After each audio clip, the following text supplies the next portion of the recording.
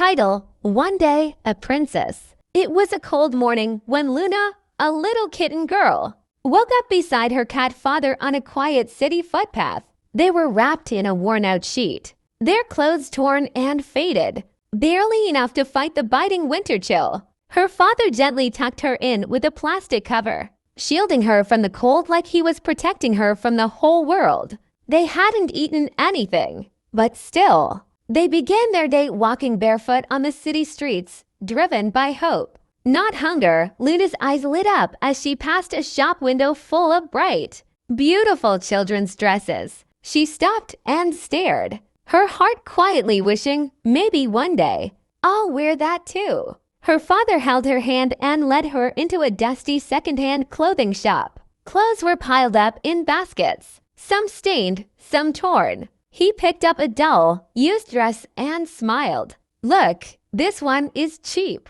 We can afford it."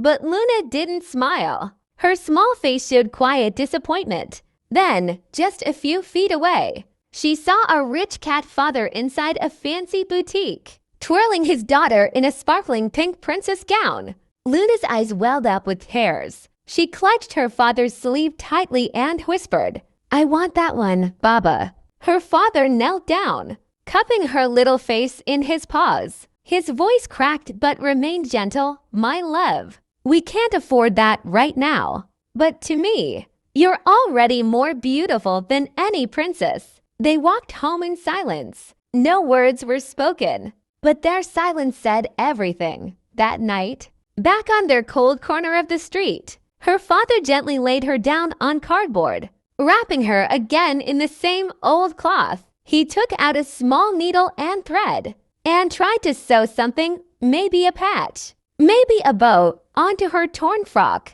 Luna, unaware, was already asleep, but her face carried a peaceful smile, as if in her dreams she truly was a princess. Her father stayed awake the whole night, watching her sleep. His eyes were tired, his body frozen, but his heart was at peace. As dawn broke and the golden sunlight touched her little face, Luna slowly opened her eyes. Her father was still sitting nearby, sewing something small, a gift made not from money, but from love. They shared a dry piece of bread and smiled at each other. In that moment, without a castle or a crown, Luna truly was a princess.